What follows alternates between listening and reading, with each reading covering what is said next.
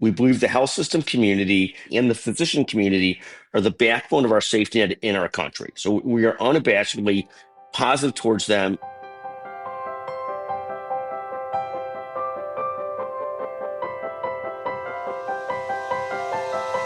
Welcome to Rural Health Today. I'm JJ Hodshire, President and Chief Executive Officer of Hillsdale Hospital, and this is a podcast where we connect you, the listener, to what really matters the most in rural health. I'm excited to introduce today's special guest, Scott Becker, the founder of Becker's Healthcare and a healthcare podcast legend. And when I say legend, I mean it. This guy is everywhere. You can see him mostly in conferences. He runs around 110 miles an hour, shakes everybody's hand, taking photos with folks. True story. I was able to capture a photo with him in Chicago not too long ago. And just a guy who relates to every CEO that he meets, a man that's very kind, but he's on stage with world leaders, which is so exciting. I had a chance to listen to several of his interviews with George Bush, other leaders, Nikki Haley. By the way, you were great with Nikki Haley a couple years ago. That was a great conversation that you had with her. And the one beautiful thing about Scott Becker is that he does push people, and he's not going to let them get off very easy with just a soft answer. And he asks them some very tough questions. And so I've invited Scott here to share a little bit about his experiences with Becker's, and then to talk a lot about, maybe some of the trends that we're seeing right now across the country as it relates to healthcare. And our perspective, of course, Scott, is going to be rural healthcare. So it is my pleasure to introduce to our listeners Scott Becker, who is the founder of Becker's Healthcare and someone who is well known in our healthcare industry as an exceptional leader and a servant leader. Scott, it's great to have you once again on the podcast. Well, thank you so much for having me. It's great to be here. You're sort of this incredible beacon of leadership in healthcare and in rural healthcare. So for me, it's a great privilege to visit with you.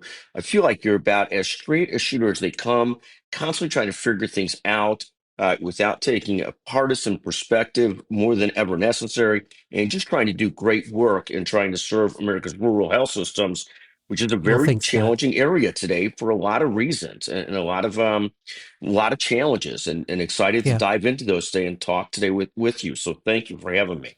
Yeah. Well, thanks for your kind words. And your perspective is so important to our listeners. We have listeners across the country, of course, rural hospitals, big hospitals. We're all sharing some commonality here with some of the federal challenges that we're hearing about from Congress. But, kind of before we dodge, some of those issues and then we'll attack some of those issues, I really would like our listeners to get to know a little bit more about you as Scott Becker, because we see you on the stage. We read your articles, we see the podcast, listen to the podcast, we get the inbox emails, but maybe you could share with our listeners a little bit about what you do, what your organization does. And then the third thing is a fun fact about Scott Becker. Sure. Well, no, thank you so much. So the core, there's two sort of core careers I've straddled for 30 plus years now, which is just incredible. I was a lawyer by background, and not to be obnoxious, went to Harvard Law School. It's almost like a Harvard person can't help but say that within 5 minutes of talking. Went to Harvard Law School, and then long time ago, 30 plus years ago now, graduated back in '89, joined a law firm that I'm still with today in '92, and in the healthcare department in that law firm. And what that meant as a healthcare lawyer was that you're working really with healthcare systems, with physicians, with surgery centers, all in the healthcare industry. And at the time, this was before everything was so specialized, you could do some corporate work, meaning transactions with healthcare systems and so forth, some regulatory work and litigation. And then at some point, pretty early, you had to decide whether you're going to be more focused on doing transactional and regulatory work versus litigation work. And Right. me ended up in the transactional and regulatory area, working with health systems, surgery centers, and a whole variety of healthcare providers and companies, and later on in the career with investors in healthcare, and just sort of really watching, living in the healthcare sort of area. And as part of that, about 30 plus years ago, I started a newsletter, which was really multiple different reasons. Hmm. One was to get myself sort of learning and educated on what is going on in healthcare, both the business and legal perspective. I started teaching a law school class about healthcare law, and this goes back to 20 or 30 years ago, and started putting on a small conference in healthcare. And for many years, it was just sort of an adjunct to what I was doing as a lawyer. Then about 20, 25 years ago, we founded Becker's Healthcare 30 plus years ago, Yeah. but it was probably about 20, 25 years ago that it just really, I would say I just got compelled by it. I caught a bug. It was a labor of love. And we started building out sort of the healthcare media company into what it's more like today. We've got several major conferences a year, Oh, yeah. lots of different newsletters. We focus in a handful of spaces. We started off 30 plus years ago in the surgery center space, 25 years ago or so, moved into the hospital and health system space, in the orthopedic and spine space. The hospital and health system space ended up being the huge majority of what we do. It's a huge part of the Becker's healthcare ecosystem. Newsletters around the different key leaders in health systems, whether it's the chief executive officer, chief financial officer, chief clinical officer, and trying to be sort of the core relatable news source for healthcare systems and healthcare leaders, or in some other areas as well. But the core of what we do is really following what's going on in the healthcare world. And then within that, we follow the 6,000 healthcare hospitals, and we watch closely what's going on in rural healthcare, urban healthcare, and just generally in the healthcare environment. And we find it fascinating. We've built an editorial team that is 30 full-time writers on the editorial team. We host large events in the area, and it gives us a chance to visit with people like you and to really get a feel for what's going on in healthcare throughout the country. And it's, it's a business, but it's been completely a labor of love. And we love the chance to visit with people and try and keep our finger on the pulse of what's going on and help our listeners, our readers, our attendees themselves have a finger on the pulse of what's going on. So that's sort of at least part of the backstory. And let me Sure. turn it back to you. Yeah. So, Scott, you, first of all, I was speaking with Brian Peters, who's our association president for Michigan Hospital Association. We were talking about, some of the leaders and legends in healthcare. And, I offered your name up and Brian's like, absolutely, he is one. What's been very interesting is that, where you started 3 decades ago and where it's at today, you're having conferences for CFOs, you have conference tracks for CMOs, you have CEO forums. The proudest moment for me is not accolades that I get nationally from other organizations. It's when I'm named Becker's top CEO of the year. That to me solidifies the work that I'm doing because I know what your organization stands for and the credibility of your organization. And I just want to thank you on behalf of hospitals across Michigan, as a member of the Michigan Hospital Association Board of Trustees, as well as a rural hospital executive. Thank you, because every day I go to my inbox and it's news that sometimes I don't want to see, Scott, but there's news articles every day about hospital challenges and opportunities. I also want to highlight the fact that you celebrate successes too, which is what makes you great. And so those are all the wonderful things that you do. For someone who doesn't know you as a person like I do, I want you to humanize this a little bit. Maybe a fun fact about yourself that, I know you went to Harvard, but that can't be all the fun. Tell us a little something about yourself that we'd go, you know what, that's kind of cool. Sure. Well, that's a great, thank you. So, you know, um, I don't know where to start, but I'll go through a couple different pieces of it. We categorize life into family and the children and wife and family and Right. overall fantastic and a constant sort of effort to keep everybody moving in the right direction and in a Yeah. positive track. We've Yeah. got a blended group of 6 kids, 2 of which are living overseas, currently Oh, studying wow. overseas. And that is always sort of challenging. We just went to go visit a couple of them and had 4 of us with us, so 6 of us total with us in Europe for a week or Oh, 2. And that was nice. just fascinating to get to, That's just awesome. put hands on the children and hug Oh, them and make yeah. sure everybody is okay. That's So right. that's Good part of feeling. life. We That spend a is. lot of time as we get older trying to balance this life. What we tell our children is you have to be constructive adults, and physical and mental health are very, very, very important. They Constructive are. adults and physical mental health is the mantra we speak at home. Yeah. We spend a lot of time between sort of several different categories of life, and I categorize them because only I could simplify things. It's sort of like there's, it's sort of the business, the investment, the charitable work that we do, and then there's the fitness, tennis, and golf that we do. Most of which we do very poorly, but we try and do it. We try and do it and try and use these things to keep sort of focused and keep like moving in the right direction. We had a couple of we've had fascinating moments throughout our career. I would start with when I was in law school. When I was a third-year law student, I was what's called a student advisor, moot court advisor. And this meant that I had 12 students that I was in charge of teaching through their moot court efforts, which is their sort of practice court, their brief writing, and moot court efforts. And two of the students, I was a third year, these were first year students. Two of the students in my class, one of them was future President Barack Obama. One of them No. was it was Eric Posner. And Eric No. Posner is not as famous as President Obama, but Eric Posner's father was a famous judge named Richard Posner. And Eric and Barack were two of the 12 students in the class. And each of Wow. them there is no false humility here. Each of them was just really, really, really smart, really, Yeah. really gifted. Think about Harvard Law School. Everybody's bright, but there's a completely different level of some people that are playing a whole different level. And Eric Posner and Barack were in that level, just really, really Wow. bright people. One of the 8 guys that we lived with was also bright like that. The rest of us were Hmm. bright and not like we're smart, but not like Yeah. that. Right. Right. And so we would teach this class, and Barack and Eric would do the following. They would say, I think this is what Scott is trying to say. I think this is what Mr. Becker is trying to say.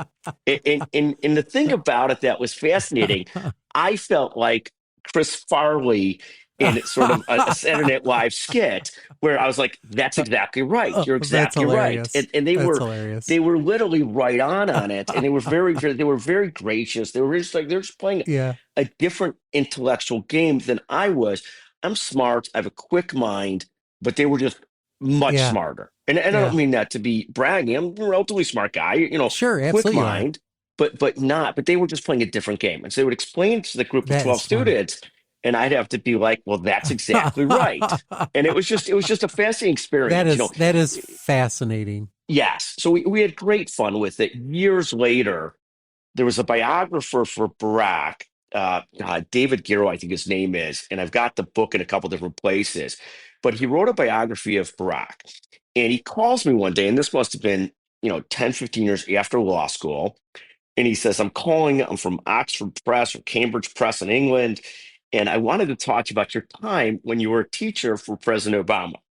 And so, of course, the first thing I thought was that it's one of my law school colleagues pranking me, Pranking that I'm you. actually going to get, Yeah. get interviewed about my time with Barack. And so it turns out he ends up having a couple different references to me and class in the book. Yeah. And it's a well-received biography. I don't have the name of it in front of me, but it was fascinating because he describes me in as nice a way as possible. I went to University of Illinois as an undergraduate in one of the great state schools in our country, a fantastic place. I loved it. I would have never had the success I had today had I Yeah. not gone to the University of Illinois. It was just a fantastic, fantastic Sure. place.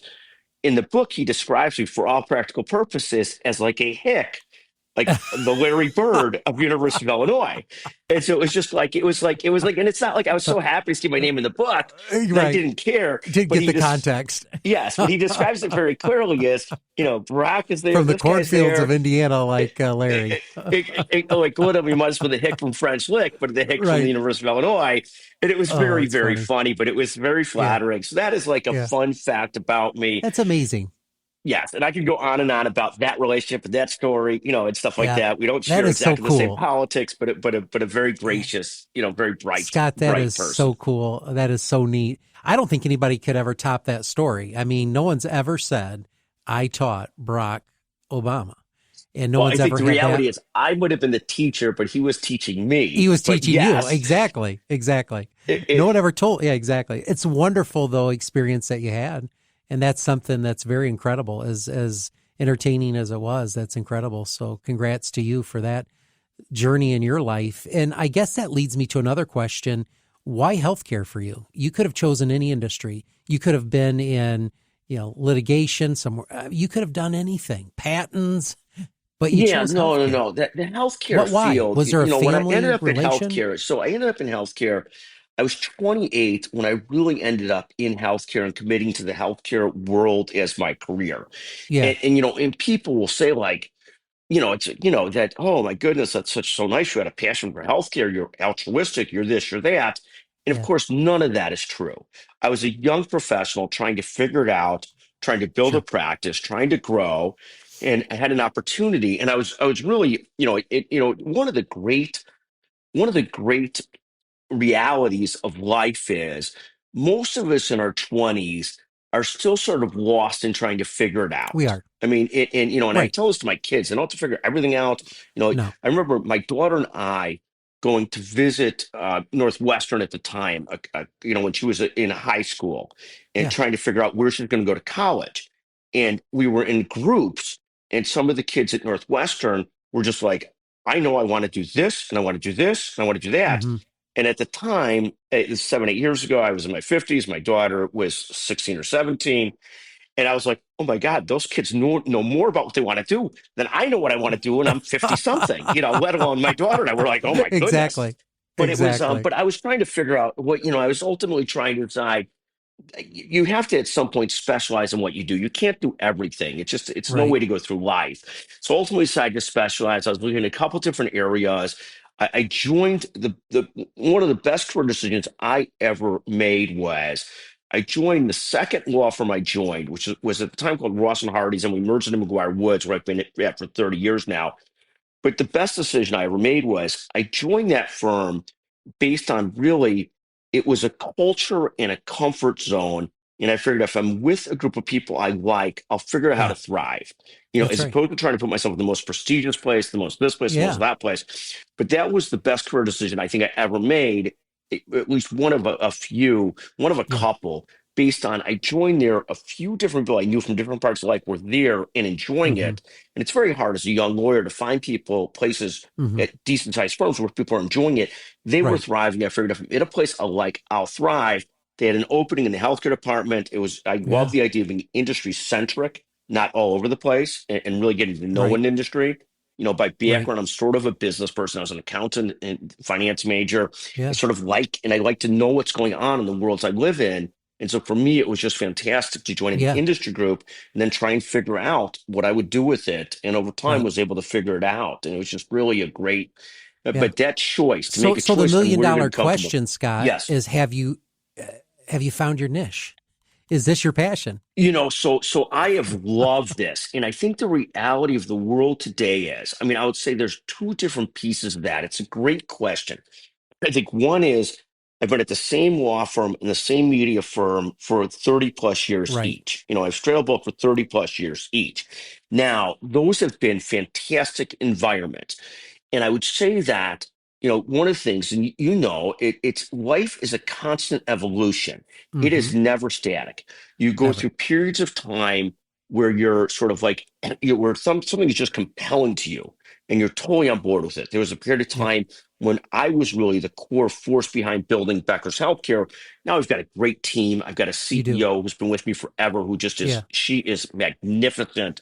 We've got a whole Yeah. team. There was a period of time when I was building the law practice, and it was very compelling to me. There was a period of time when I was really, really engaged in raising the kids for a very long time. Yeah. Didn't play golf, didn't do guys' nights out, didn't do any of that stuff, was involved in the business of raising kids, and Right. that was it. And it was fantastic. Then you go through your periods of life. If you start off as a surgery center lawyer, then you're in the health system world, Yeah. then you're working some with investors in healthcare. You're constantly evolving. And now at a spot Yeah. where these organizations are fantastic.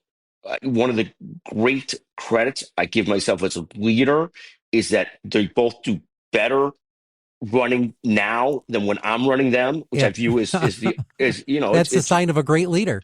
well, we view it as It's a sign of a great leader. there's three ways we judge leaders, and one Yeah. of them is the organization better off when you're no longer leading it than it was when you're leading it. So I'm thrilled that those are great, and then you're constantly trying to find out where you're going That's to right. really spend your time and energy. I mean, and so Yeah. we're very very involved with the law firm with Becker's Healthcare, and then we do a Yeah. lot You of are. writing and speaking and stuff like that, and we enjoy it.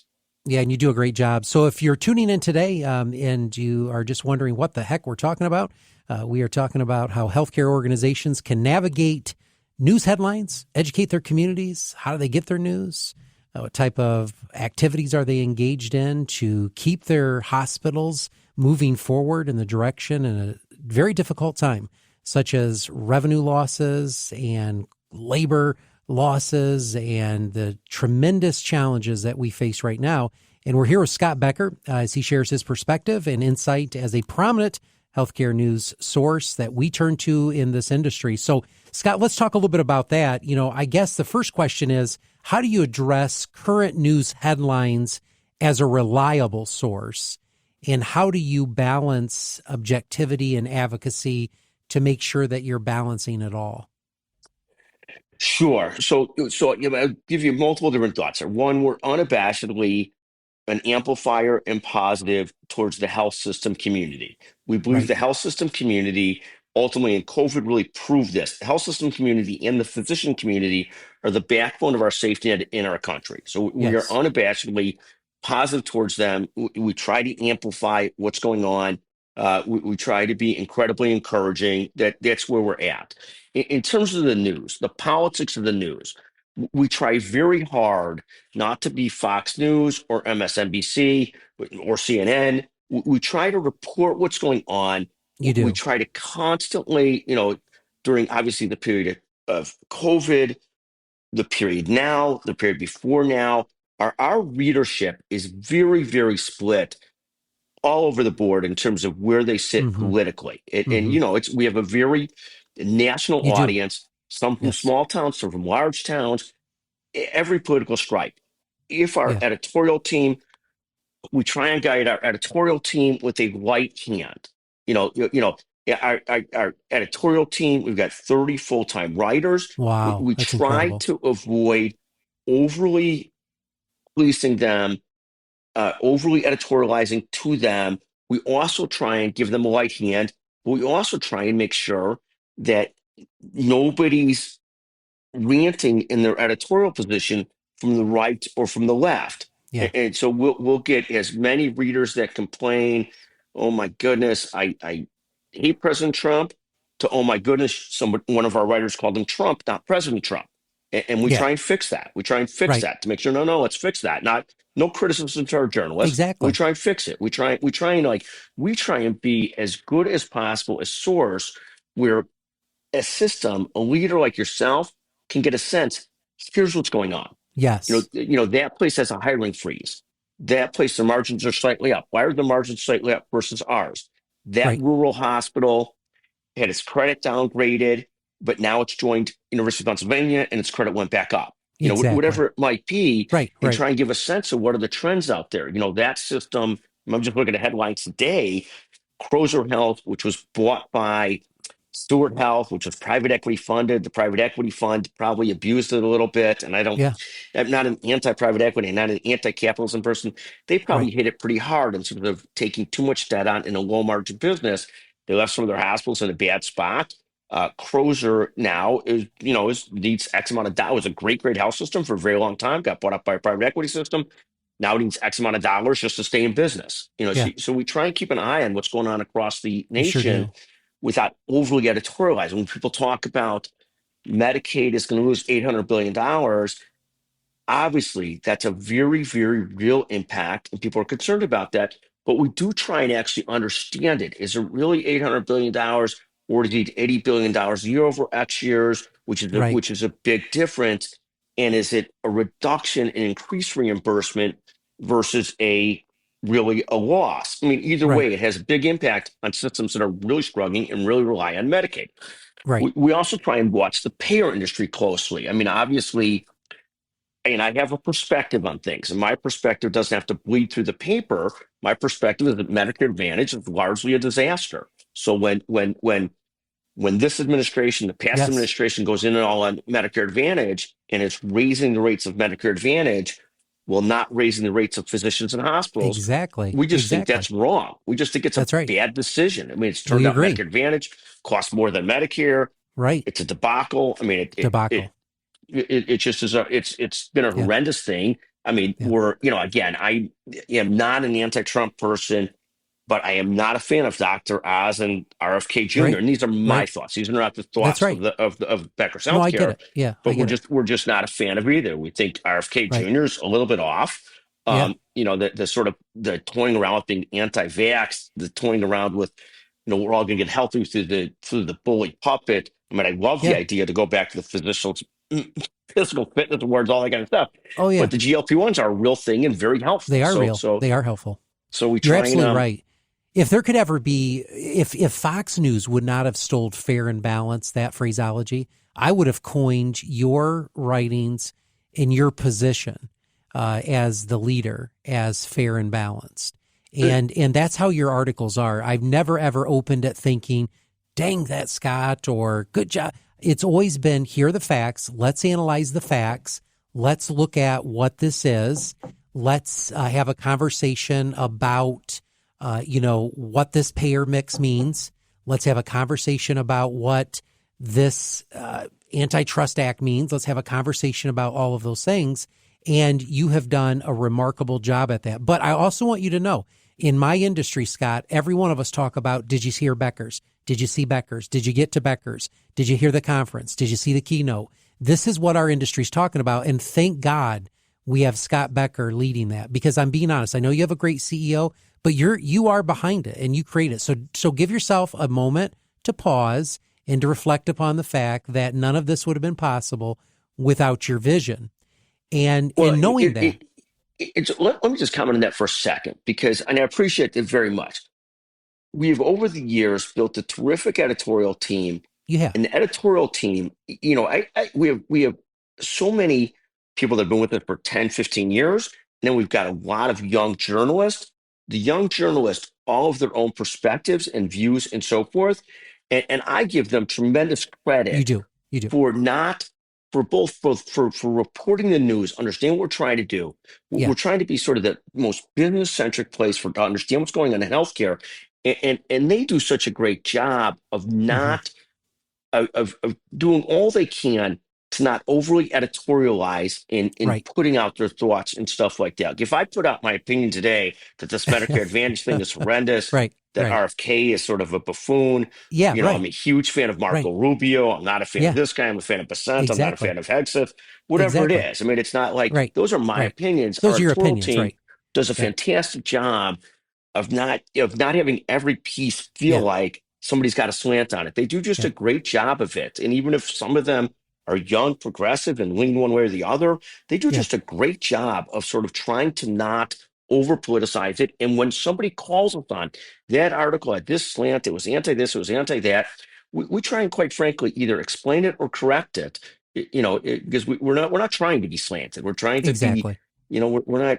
We're trying to report and make it easier for everybody else to do their jobs and know what's Yeah. going on. Well, you have 100% confirmation right here that you're achieving those objectives, and I want to thank you for that. Scott, what advice can you give for hospitals and healthcare organizations, to navigate the sensationalism that it seems to be occurring around media?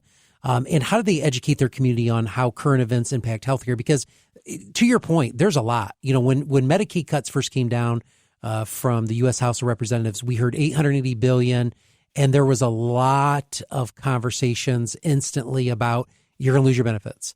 And then that's led to other conversations. The sensationalism seems, and it's what it is, right? Social media and otherwise. How do you, at the end of the day, what advice would you give to that leader of how to navigate that? We got to be responsive. We can't just say, it's going to go away, or it's going to work itself out. We got to educate our people. We've got to have a plan ready. What advice would you give? You've been on the stage now for 3 decades. Yeah. No, it's a great question. And there's this complicated balance of you have to ignore some of the noise and just lead. You have to ignore some of the noise and lead. And you have to be able to filter through what's noise and what's not noise. And then you have this really challenging job as a leader of a health system, because you've got to invest and figure out what you're going to be great at. You can't sort of get totally left behind on the digital and technology side, and it requires money. The cost of physicians and help and staff and nursing and everything is just going up.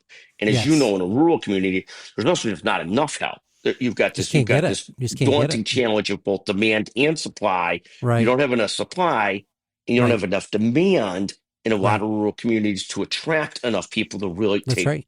to really take care of everybody. So Yeah. it's a really complicated area. I think that what we do watch people do is like the same things we talk about as a family, and we should talk about the nation as a company, is easy on debt. We've got to be staffed well enough. We can't be too overstaffed. Yeah. It's far better to have three great people than seven okay people, Yep. in any group. But you still need enough people because people need capacity so that Yeah. they Get don't the get work burnt done. out. Yeah. So it's really challenging, and you as you get to be bigger and bigger organizations, the challenges in some ways become more complex, but Hmm. in some ways they become easier too because you've got more room to work with. You can You do. afford to take some risks, but you really have to be careful on that. You got to decide where you're going to invest. You got to decide what's going to be great at. As a rural hospital, particularly, you got to decide what is our purpose? What are we trying to do? We can't do everything. We probably can't do regular cranial brain surgery at our Right. place. That's got to go to a hub health system, but we Exactly. can't do a lot of other things. You got to figure out what's most important, what's most important for our community, Yeah. and you got to stay very, very focused on what are your core goals, your core strategy. I mean, we've been in rural hospitals that are fantastic. I've been in other rural hospitals where nobody on the board takes their family there, and that's a Yes. rural hospital that has to affiliate with somebody else because Right. they just if you're in that They spot can't. where Yeah. Exactly. you just can't do Yeah. it. So, yeah, no, I think it's very complex. It's almost like the old It phrase is. "trust but verify." Yeah. You got to ignore the noise, but you do have to filter through it to see what's real and what's not. So, like I know right now, many public-facing institutions are going cautious on hiring as much as they can because they True. don't want to be in a spot where they got to sort of whiplash and then lay That's right. people off. That's right. And we see systems have been very careful the last several years largely anyways. We see systems doing small layoffs. We don't see systems Yes. doing mass layoffs, and it's a very scary time. But you have to It stay is. relatively lean, but you can't be too lean or people burn out. So Right. it's not easy. It's a It's not balance. It's a easy. balance. It Well, is. great suggestions. Obviously, I love it. Avoid the noise and focus. We just need to do more of that, and I appreciate your perspective as a leader in healthcare for that very, very important and timely message. And we're going to get into timeliness here in just one moment. But before we do that, I want to talk to you. I'm going to be one of your speakers here in a few weeks in Chicago. I love being on a panel and presenting. I love my colleagues who I'm on the stage with. But, you have a tough task because you and your team have to decide what are the topics of the day, who are the speakers of the day, what types of information do we want to bring, what type of webinars do we want to host. So how do you do that? How do you select topics and how do you balance it all, Scott? Yeah, I think the selection of topics is really easy. And I'll take you through why I say that. It's almost if we get the right people in the room speaking, our goal as a moderator is our goal as a moderator, we're 10%, our panelists are 90%. And we'll work with a lot of open-ended questions. For Mm-hmm. example, JJ, what are you most focused on today? What are you most excited about today? What are you concerned about today? And the Right. story is not us or our topic. It's True. what leadership is thinking and having this relatively open loop amongst people and leaders Mm-hmm. where we get in trouble. And obviously, when I'm over caffeinated, I've done this poorly, but I try and make sure we live by this rule. And I give a lot of advice over the years to our moderators. The moderators 10%, the speakers are 90%. And as long as we get the right speakers in the room, Yeah. and and they don't have to be perfect. They nobody's perfect. They're the true cross section of leadership in healthcare, and they all come with different opinions, different perspectives, different thoughts of what they got to do. And our job is to cultivate that dialogue Mm-hmm. versus, if I try and pick, well, these are the six topics of the day. Yeah. I'm not running a hospital. You're running a health system. So I might think it's this and that, but you would say, My real problem is I can't find a primary care physician. I can't find an orthopedic Right. physician. I can't find a rad tech. I got to figure out how we're going to build our own pipeline, whatever it might be. Yeah. But you know far better than we do. So I think picking topics, where we get in trouble in topic picking, is when our team tries to be too specific, too perfect at Mm-hmm. picking topics, because we Mm-hmm. have to a little bit let the conversation come to us, Right. knowing, and we're going to make sure, of course, we've got topics on rural healthcare, we've got topics on big You do. systems, we've got other topics. But on specialties, I mean, there's obviously areas we know we have to cover, but it's really about the speakers, not our selection of topics. Yeah. If we pick great leaders from systems and leaders from systems, then the dialogue will work out. It always flows. One of the things I've enjoyed is I was real nervous many years ago for my first opportunity. I'm like, I don't know what to expect. Is this going to be? And it flowed so beautifully. You and your team do a great job at making the conversation move smoothly. And the time just flies by when you're having those dialogues. And the beauty of it is, Scott, is what we learn from our colleagues. It's not Scott up there giving 3 points and, a PowerPoint. It's really what's the industry experiencing right now, and what are the leaders doing to combat that? And I've taken away dozens of tips and tactics that I've implemented back here. And I've had people reach out to me after I spoke and said, we implemented that and we did this. Thank you for the advice. And I think that's the beauty of your summits and your conferences that are really impacting the world, because we have world leaders showing up at this. This isn't just state by state. We're talking about a national, international event where people come together from across the country, but even across the world. We have leaders that are arriving and having conversations. Which there's two things I'll say. One is you're an incredibly centered leader and clear leader. And that of itself is so effective in running systems. So I applaud you and watch you do that. And Well, I thanks, love Scott. that. And you're an engaged leader. The other thing I'll say is we do have leaders that come from across the world.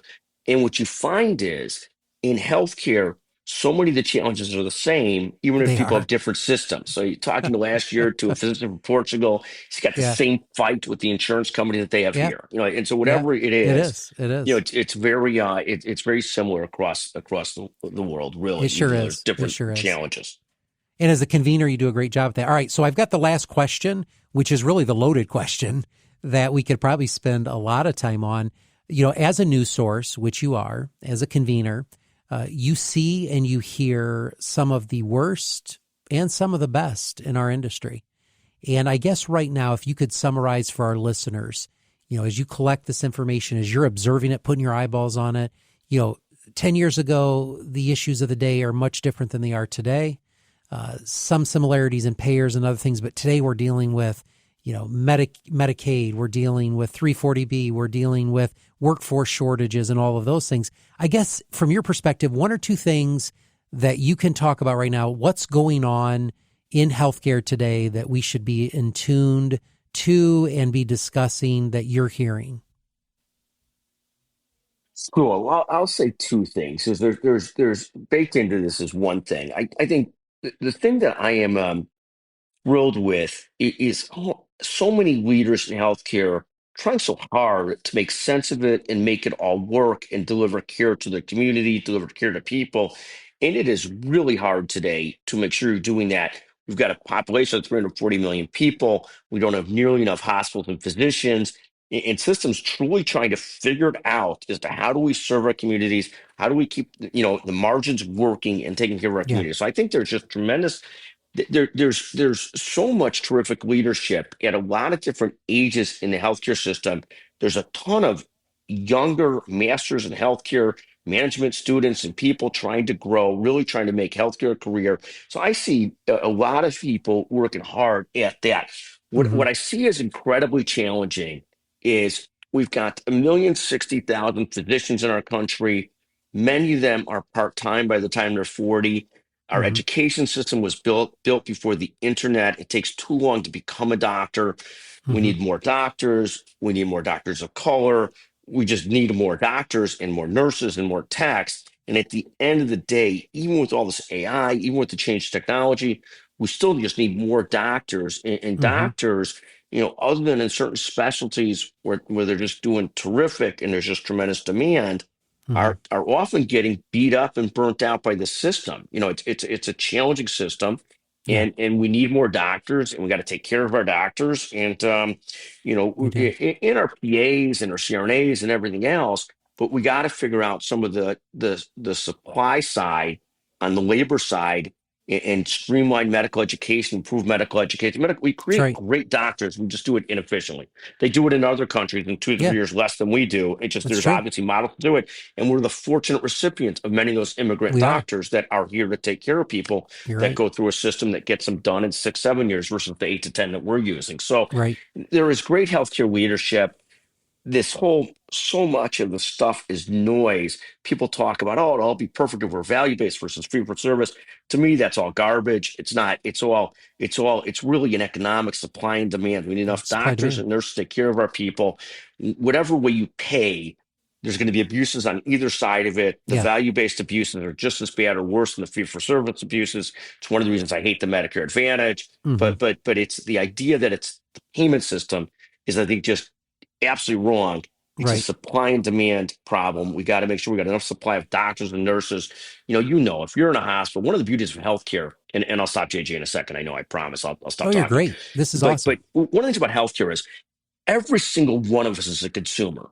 So you can't lie to people about their experience. I know, when I'm in a hospital and it's reasonably well staffed, it is a billion times more comfortable than being in a hospital that feels like it's skeleton crew. And you could talk all you want about lean this, lean that, lean Yeah. everything, but we all are truly consumers. We know when we take the kids to the emergency room, oh my God, we now got a 3 hour wait. We take my, Yep. my parents there, and health system leaders will sometimes say, well, you're taking them to the wrong place. But the reason they're swamped is because people don't know where else to go. And Correct. there's not easy access. So access, coverage, we need coverage for everybody.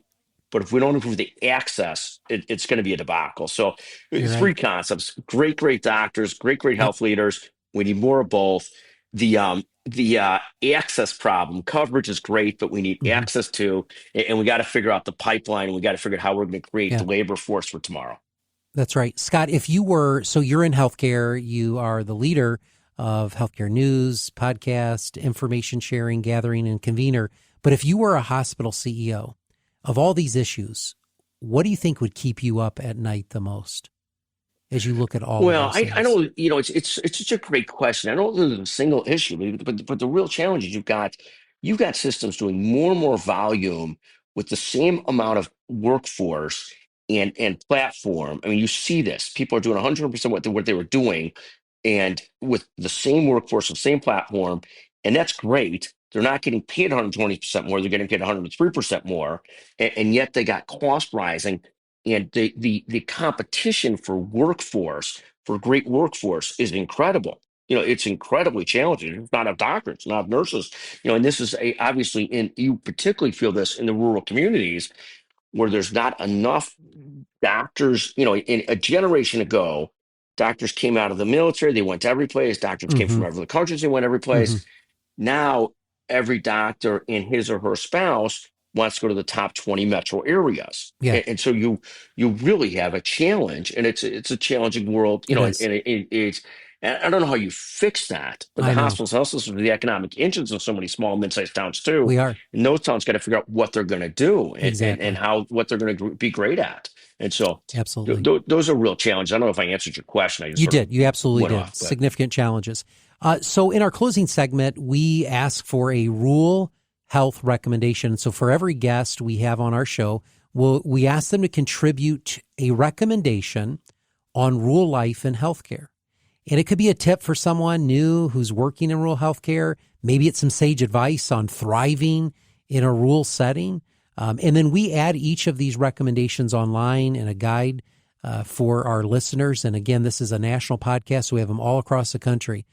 Scott, what is your rural health recommendation?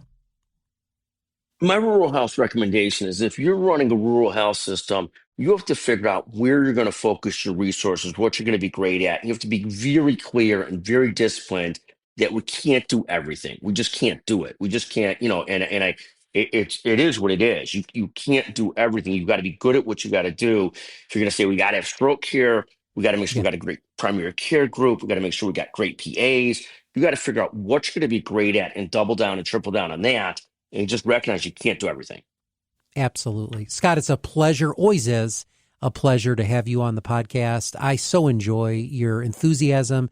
If the folks could just see your passion come alive at these events, it's incredible to watch your energy. Again, watching people come up to you and just feel energized by your presentations, your introductions. And what's incredible is you share the stage with world leaders.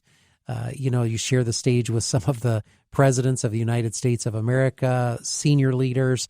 It's very impressive, but you're such a humble, such a great guy, a servant leader. Thank you for being a resource to hospitals like Hillsdale and other hospitals throughout this country. It means a great deal to us. And I'm just thrilled that you're able to join us today on Rural Health Today and share your passion and your insights to rural health. So thank you for joining us today. It's been a great pleasure. Oh, thank you so much. You're fantastic. We appreciate it greatly. Thank you very, very much.